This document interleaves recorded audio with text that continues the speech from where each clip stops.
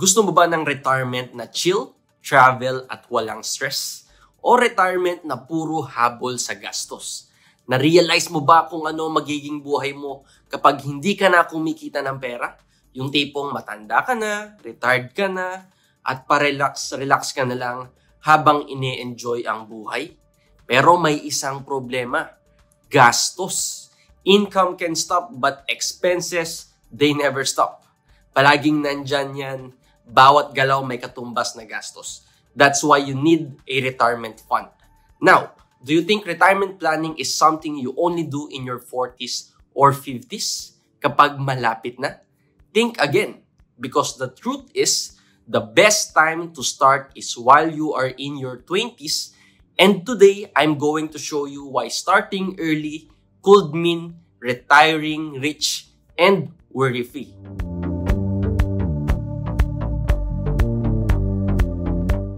Hello mga ka-RFF, this is Morgan De Guzman from Rambler Financials. Welcome back to our channel. In this video, we're diving into how you in your 20s can already set yourself up for a comfortable and financially free retirement. Yes, 20s. Pero Morgan, sobrang bata pa ako niyan. Bakit ko agad iisipin ang retirement? Ang layo pa naman yan. Gusto ko munang enjoyin at sulitin ang pera ko at ang youthful days ko. Totoo po, tama po yan. Kahit ako, ganyan din yung sinabi ko sa sarili ko. And I hear that all the time. Pero sa totoo lang po, marami rin ako nakakausap na malapit na mag-retire. At ang problema, ngayon pa lang sila naghahabol para mag-ipon ng retirement fund. At halos lahat sila ang sinasabi, sana pala nagsimula ako habang maaga pa. Kasi po, ito ang totoo. Retirement planning is not about age. It is about time.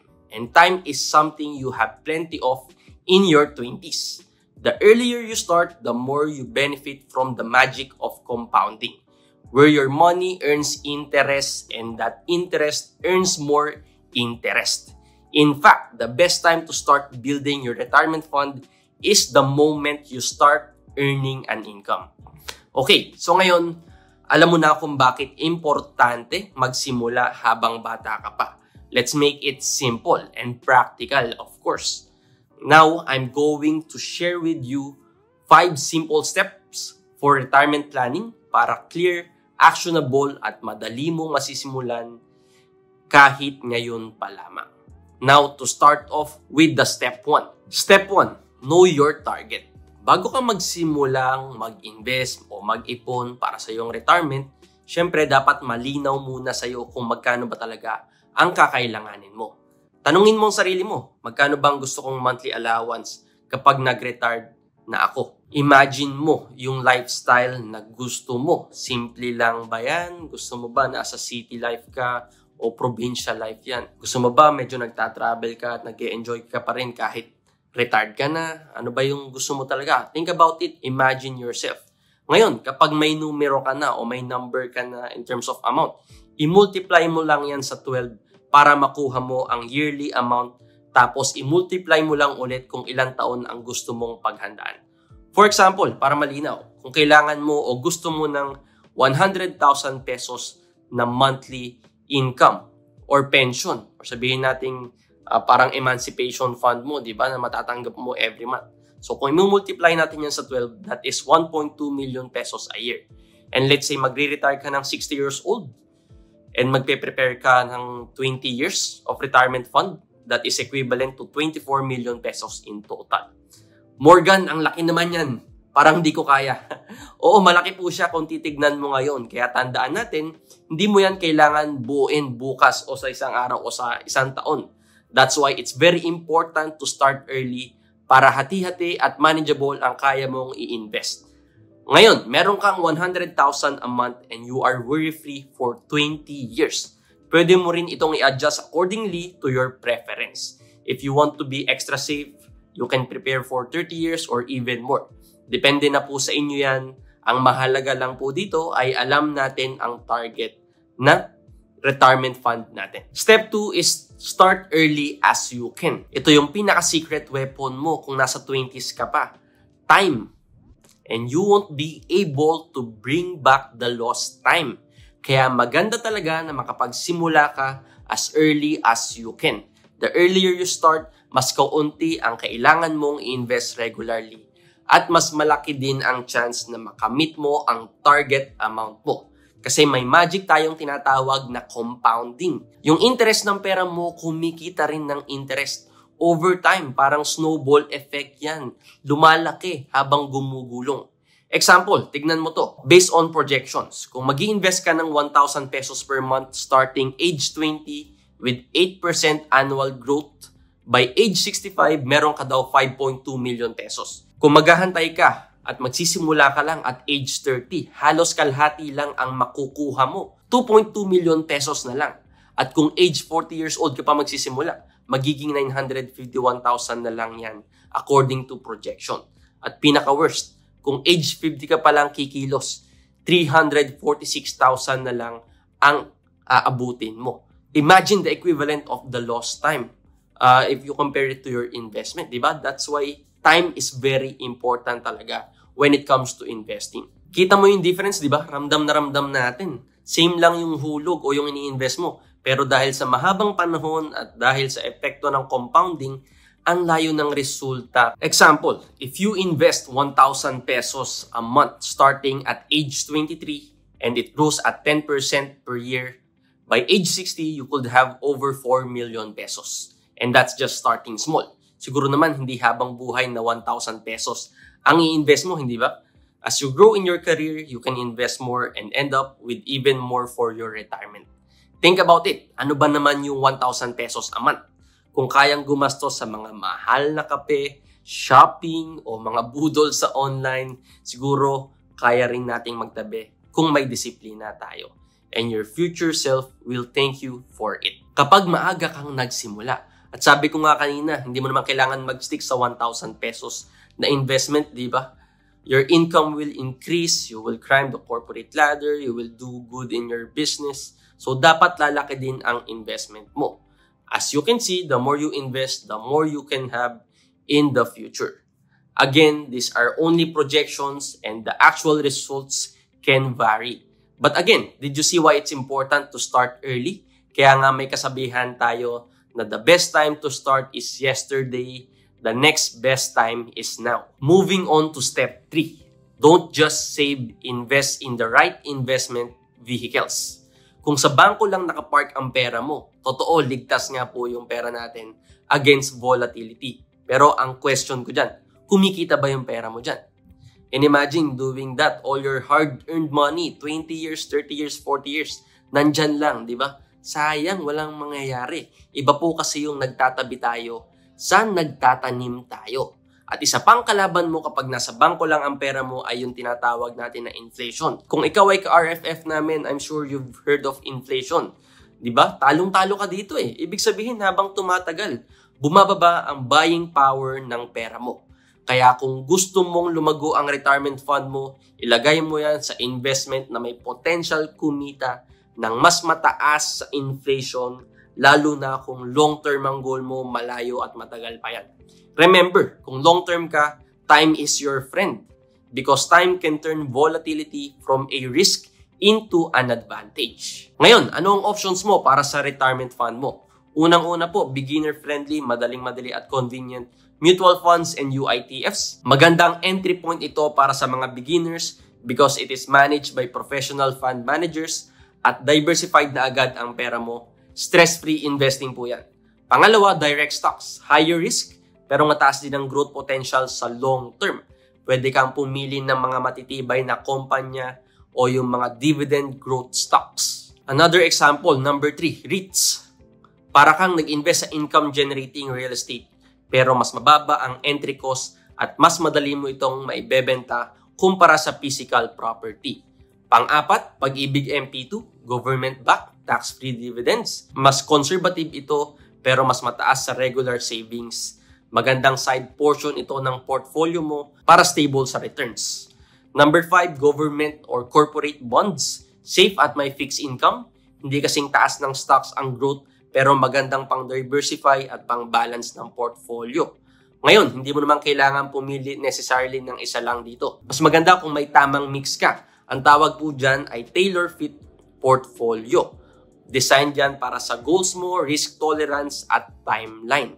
Dito po pumapasok ang value ng may kausap na licensed investment advisor para siguradong naka-align ang investment strategy mo sa retirement plan mo. Disclaimer lang po, lahat po ng investment may kaakibat po yan na risk, okay? Make sure na alam mo ang pinapasok mo bago ka magpasok ng pera. Tandaan po natin, saving protects your money, investing grows it. And the right investment vehicles will take you to your retirement goals faster.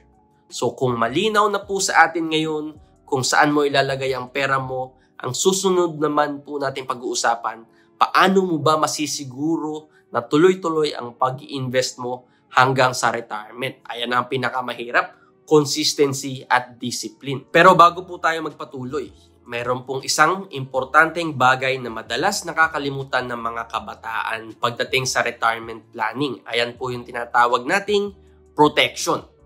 Kasi kahit gaano ka-consistent mag-invest, isang biglang medical emergency lang yan o unexpected na pangyayari, pwedeng bumura ng lahat ng portfolio mo o ng naipundar mo. Dito po pumapasok ang value ng life and health insurance.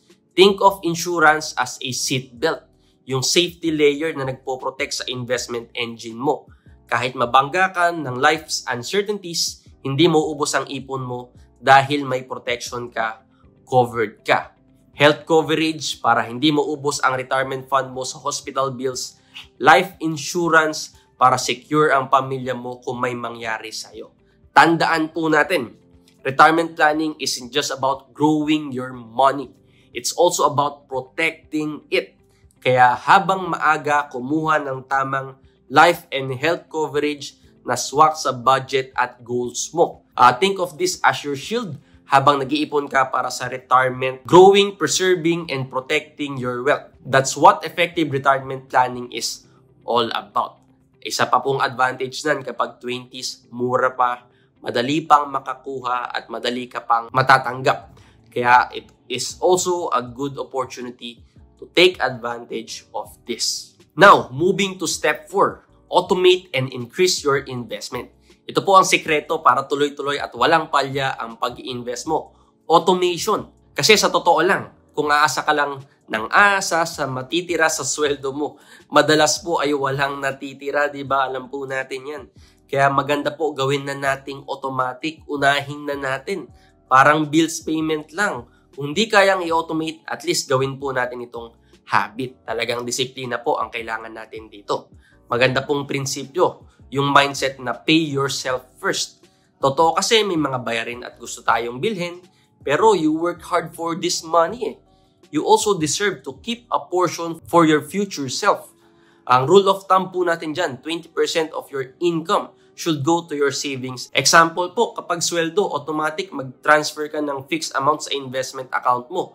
Whether mutual fund yan, UITF, or Pag-ibig MP2, or stock broker, yung account mo dyan, kung automatic, hindi mo na siya kailangan pag-isipan every month. Pero, isang palatandaan din po natin dyan, o isang reminder, wag lang din pong basta-basta automatic. Ang tagal-tagal na ng panahon, tagal-tagal mo nang nag-i-invest, 1,000 pa rin. Di ba? Nag-excel ka na nga sa career mo, nag-grow na yung business mo, ang laki na ng income mo. 20%, di ba yung rule of thumb? Pero 1,000 pa rin yung ini-invest mo. Parang hindi tama, di ba? Hindi balanse. Maganda po, every time na tumataas ang sweldo mo, dagdagan mo din ang contribution mo, at least 5 to 10%. Kapag may extra income ka, may mga bonus ka o sideline, huwag naman nating itago lahat, isave lahat o gastusin lahat. Maganda rin po, magtabi rin tayo some part of it into our investments. Small increases over time can also make a huge difference para sa retirement fund mo. Para po yung pag-gym, hindi mo agad binubuhat ang pinakamabigat na weights, di ba? Pero habang lumalakas ka, dinadagdagan mo na yung bigat ng binubuhat mo. At kapag automated na po yan at lumalaki pa ang amount ng investment mo, ibig sabihin, mas mabilis mo ring maabot ang target amount mo para sa retirement fund. Tandaan po natin, investing is not a one-time thing. It should be consistent and you should be committed to your financial goals. disiplina po talaga ang pinaka-importante rin sa bagay na ito. Step 5, review and adjust. It's great that you have a plan right now. Pero hindi naman po ibig sabihin na yan ang final plan mo, di ba? Hanggang sa dulo, hanggang sa retirement mo. Kasi maraming pwedeng magbago, life happens, nagbabago ang income, expenses, even your priorities, pati po yung economic conditions, hindi natin control yan. Kaya mahalagang i-review ang retirement plan mo regularly. At least once a year, tanungin mo ang sarili mo, kamusta na ang progress ko sa target ko? May kailangan ba akong baguhin o i-adjust sa mga investments ko? Example, kung tumaas ang income mo, baka naman kaya mong dagdagan yung monthly investments mo. Or for example, may bago kang financial goal. Kailangan mong bumili ng property, gusto mo ng bagong sasakyan. Kailangan mo ng sasakyan. Or gusto mo ng sarili mo ng house and lot. Diba? O gusto mong pag-aralin yung anak mo sa magandang school sa college. Kailangan mong mag-prepare dito. So maganda, meron din po tayong investment plan para sa mga goals na yan. Another example, may big changes sa market. Baka may opportunities din na pwede mong samantalahin or i-take advantage of. Isipin po natin, parang health check-up ito. Hindi mo hinihintay na magkakasakit ka bago ka magpatingin. Kaya nga po may tinatawag tayong annual physical examination or APE, di ba? Ganoon din po sa retirement plan natin, dapat proactive tayo para hindi po tayo mabigla kung ano man ang pwedeng mangyari. Tulad nga po ng sabi ko, hindi ito one-time activity. Kaya po magandang i-review and i-adjust natin ito para aligned ang strategy mo sa buhay mo. Bata ka pa ngayon, kaya mas kaya mong mag-take ng risk. Pero habang tumatanda ka, dapat unti-unti mo ring binabawasan yung risk exposure mo sa mga investment at nililipat mo din yan sa conservative. Hindi yung kung kailan ka lang magre-retire, saka mo kukunin lahat, saka mo ilalabas lahat. You need to manage the risk early on. For example, di ba recently, ito lang, pandemic 2020, may mga malapit nang mag-retire, for example, nung panahon na yun, nag-crash ang market. Di ba? Siyempre, ang laki ng epekto niyan sa investment nila. Bumaba yung market So that means bumaba din yung value ng investments nila. I'm talking about the equity market in general. Ang resulta, syempre, hindi sila nakapag-retire on schedule kasi nag-drop nga yung investment nila kung majority of their position is still with equities. Kaya po important na gradual, pakunti-kunti. Nire-review natin, nagbabawas tayo sa investment natin, nag-shift tayo sa mga conservative. Ito po ang importance of reviewing and rebalancing your portfolio para po sigurado tayo na handa tayo kung ano man ang pwedeng mangyari. So ayan po mga ka-RFF, malinaw na retirement planning is not a one-time setup. Kailangan pong i-review natin yan, i-adjust at i-align natin yan sa ating buhay, sa ating sitwasyon. Ngayon po, let's do a quick recap of what we have learned today. Step 1, aim before you shoot. Dapat malinaw kung magkano ang gusto mong allowance sa retirement. Dapat alam mo ang target retirement fund mo. Step 2, start as early as you can. Time is your secret weapon. Hindi na mababalik yan. Mas maaga kang magsimula, mas maganda, at mas malaki po ang possibility na mas mag-grow ang investment mo. Number 3, don't just save. Invest. Sabi ko nga po, magtatanim tayo, hindi tayo magtatabi. Magkaiba po yun. It's very important to choose the right investment vehicle for your goal. At also important din where to grow your money.